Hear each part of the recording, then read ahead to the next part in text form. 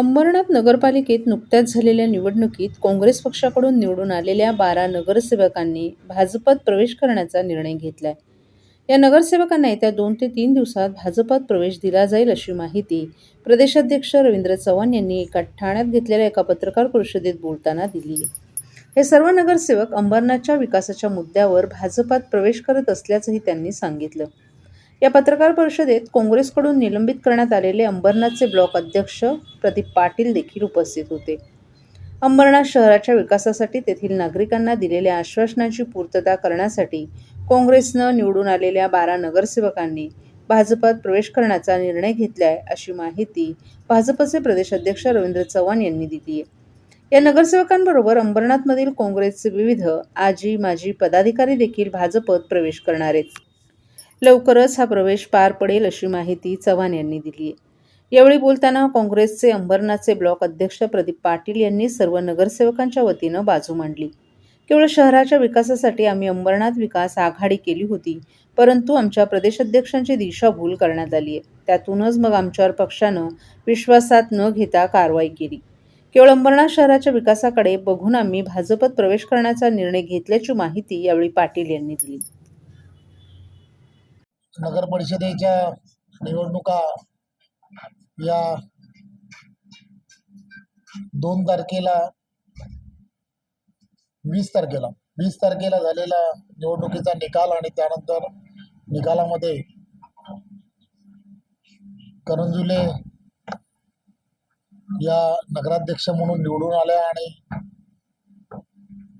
त्या सगळ्या भागांमध्ये सातत्याने काम करणारे काँग्रेसमधील ही नगरसेवक हे मोठ्या संख्येने त्या ठिकाणी निवडून आले होते. त्यामुळे आज आपल्याला सर्वांना मला सांगायला आनंद वाटतो की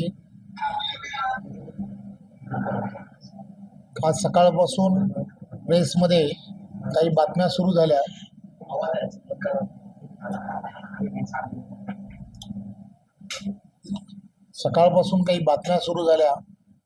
आणि मग त्या दृष्टिकोनातून आपल्या सर्वांना त्यामधली काही विषय हे सांगावेत, त्या दृष्टिकोनातून आज बैठकीच्या निमित्ताने ठाण्यामध्ये आलो होतो. तर ठाण्यामध्येच रात्री आपण प्रेस घ्यावी तर थोडंसं ठरवलं. काँग्रेसमधून त्या ठिकाणून निवडून आलेले नगरसेवक हे सर्व, त्यांच्याबरोबर असणारी पूर्ण तिकडची काँग्रेसमधली टीम, महिला आघाडी, आजी माजी जे नगरसेवक आहेत आणि पूर्ण टीम ही भारतीय जनता पार्टीमध्ये त्यांनी सर्वांनी प्रवेश केलेला आहे.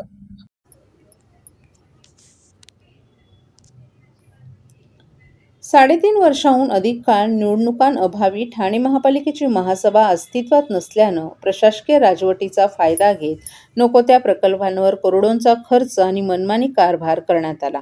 आता काही दिवसातच निवडणूक आटोपून नगरसेवक महासभेत स्थानपन्न होणार आहेत. त्यावेळी कारभाराचं पितळ उघडं पडू नये म्हणून केलेल्या कामांचा लेखाजोखा ठेवण्यासाठी अधिकारी आणि कर्मचाऱ्यांची पळापळ सुरू झाली आहे. ठाणे महापालिकेतील नगरसेवकांचा कार्यकाळ संपून 4 वर्ष उलटली. सुरुवातीच्या काळात लोकप्रतिनिधींच्या हस्तक्षेपामुळे काही कामं सुरळीत चालली होती. मात्र प्रशासकीय राजवटीत कामकाजाकडे दुर्लक्ष झाले. त्याचा थेट फटका शहरातील नागरिकांना बसू लागला. अनेक मूलभूत सुविधांची वाणवा निर्माण झाली. सर्व अधिकारी आयुक्तांकडे असल्यामुळे महासभा झाल्या नाहीत. प्रशासकीय सभा आयुक्तांच्या दालनात व्हायच्या. तसंच वित्तीय मान्यता परवानगी देण्याचा अधिकार आयुक्तांना होता. आता निवडणुकीचा रणसंग्राम सुरू असून अवघ्या 1 आठवड्यानंतर मतदानाची तारीख आली आहे. त्यानंतर दुसऱ्याच दिवशी निकाल जाहीर होतील. त्यानंतर पालिकेचा कारभार लोकप्रतिनिधींच्या हाती येणार असल्यानं प्रत्येक कामांचा फायलींचा हिशोब होईल. दरम्यान आर्थिक संकटात सापडलेली ठाणे महापालिकेची तिजोरी आधीच रसातळाला गेली आहे. सध्याच्या घडीला प्रशासनाकडे अवघे काही कोटीच शिल्लक आहेत. निवडणुकीनंतर नवनिर्वाचित नगरसेवकांना विकास कामांच्या निधीसाठी धावाधाव करावी लागणार आहे. त्यामुळे विकास कामांच्या निधीसाठी प्रशासनाला कसरत करावी लागणार आहे. सर्व नागरिकांना आवाहन करण्यात येत आहे की सध्या डासांमार्फत पसरणाऱ्या डेंग्यू या आजाराचा प्रसार रोखण्यासाठी प्रत्येकाने पुढील प्रमाणे कार्यवाही करावी. डेंग्यू आजार एडिस इजिप्ती हा डास चावल्याने होतो. या डासांची पैदास साचलेल्या किंवा साचवलेल्या स्वच्छ पाण्यामध्ये होते. 8 दिवसांपेक्षा जास्त दिवस पाणी उघडे व साचून राहिल्यास त्यात डास अंडी घालतात. अंड्यांच्या अळ्या तयार होऊन पुढे डास तयार होतात. यासाठी आपल्या घरातील पाणी साठे उदाहरणार्थ बॅरल्स, पिंपे, टाक्या, हौद, रांजणे इत्यादी दर आठवड्याला रिकामे करून घासून पुसून कोरडे करून पुन्हा भरावे. 1 दिवस कोरडा दिवस म्हणून पाळावा. पाणी साठ्यांना घट्ट झाकणे बसवावीत किंवा जुनी साडी, चादर, धोतर यांनी बांधून झाकून ठेवावीत, म्हणजे डास त्यात जाऊन अंडी घालणार नाहीत. घराच्या गच्चीवर, आजूबाजूला, अंगणात कोठेही पाणी साचू देऊ नये. भंगार सामान उघड्यावर टाकू नये. उदाहरणार्थ टायर्स, प्लास्टिक सामान, कुंड्या, टाकाऊ वस्तू इत्यादी. अशा सामानात पावसाचे पाणी साठून त्यात डेंग्यूच्या डासांची पैदास होते. घरातील कूलर्स, फ्रीजच्या पाठीमागील ट्रे हे देखील वेळोवेळी कोरडे करावेत. लक्षात ठेवा, नुसत्या फवारणीने डास घनता कमी होत नाही, तर त्यासाठी डास पैदास ठिकाणे नष्ट करणे ही आपल्या सर्वांची जबाबदारी आहे. कोणताही ताप अंगावर न काढता जवळच्या शासकीय रुग्णालयात मोफत औषधोपचार घ्या. अशा प्रकारे नागरिकांनी सहकार्य केल्यास डेंग्यूचा प्रसार रोखणे सहज शक्य आहे.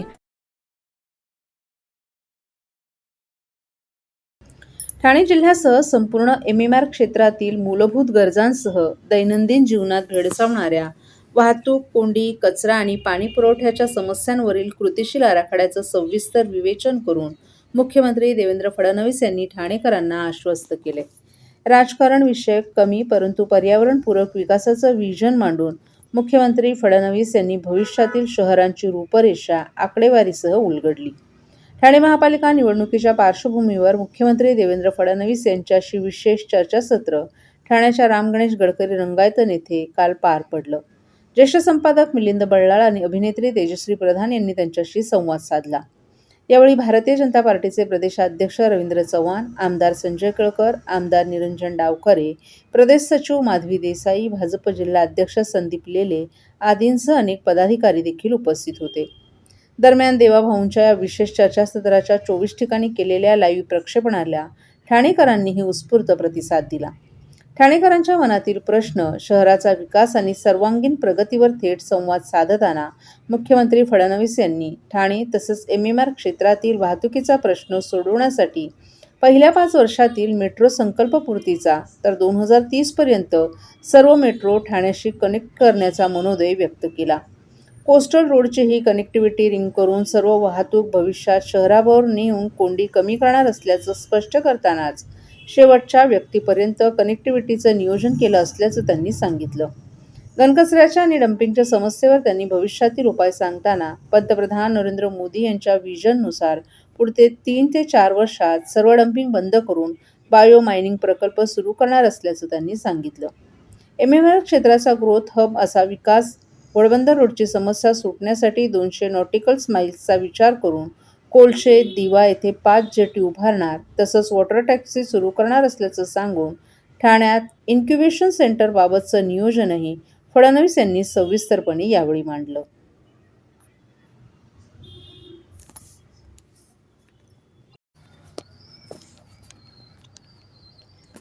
मनसेच्या इशाऱ्यानंतर प्रशासन हादरलं, निवडणूक अधिकाऱ्यांवरील कारवाईचा चेंडू आयोगाच्या कोर्टात. ठाणे महापालिका निवडणुकीत शिवसेना शिंदे गटाच्या 6 उमेदवारांना बिनविरोध निवडून आणण्यासाठी विरोधी उमेदवारांचे अर्ज बाद केल्याचा आक्षेप असलेल्या निवडणूक निर्णय अधिकारी वृषाली पाटील तसंच सत्वशीला शिंदे यांच्या संदर्भातील वस्तुनिष्ठ अहवाल ठाणे महापालिका आयुक्त, मुख्य निवडणूक अधिकारी सौरभ राव यांनी बुधवारी निवडणूक आयोगाला पाठवलाय. त्यामुळं या वादग्रस्त अधिकाऱ्यांवरील कारवाईचा चेंडू आता आयोगाच्या कोर्टात गेला आहे. बिनविरोध निवडून प्रकरणात सत्ताधाऱ्यांशी संगनमत केल्याच्या आरोपावरून या दोन्ही अधिकाऱ्यांविरोधात मनसेनं आक्रमक भूमिका घेत 24 तासात कार्यवाही करण्याचा अल्टिमेटम देत ठिय्या मारण्याचा इशारा प्रशासनाला दिला होता. ठाणे महापालिका प्रभाग क्रमांक 18 आणि प्रभाग क्रमांक 5 मधील निवडणुकीत सत्ताधाऱ्यांशी संगनमत करीत पक्षपाती भूमिका घेऊन बिनविरोध उमेदवार निवडीत सहाय्य केल्याचा आरोप मनसेनं वृषाली पाटील आणि सत्वशीला शिंदे या 2 अधिकाऱ्यांवर केला होता. या अधिकाऱ्यांवर तात्काळ कार्यवाही करावी यासाठी मनसे नेते अविनाश जाधव यांनी मुख्य निवडणूक आयुक्तांकडे तसंच न्यायालयात याचिकाही दाखल केली होती. त्यानंतरही कारवाई न झाल्यानं मंगळवारी अविनाश जाधव यांच्या नेतृत्वाखाली शिष्टमंडळानं आयुक्त सौरभ राव यांची भेट घेतली होती. तसंच 24 तासात कार्यवाही न केल्यास आयुक्तांच्या दालनात ठिय्या मारण्याचा इशारा दिला होता. मनसेच्या या मागणीवर आयुक्तांनी सकारात्मक निर्णय घेण्याचं आश्वासित केलं होतं. त्यानुसार पालिका प्रशासनानं बुधवारी बिनविरोध निवड प्रकरणी दोन्ही वादग्रस्त अधिकाऱ्यांबाबतचा वस्तुनिष्ठ अहवाल निवडणूक आयोगाकडे पाठवलाय अशी माहिती पालिकेतील वरिष्ठ अधिकाऱ्यांनी दिली आहे.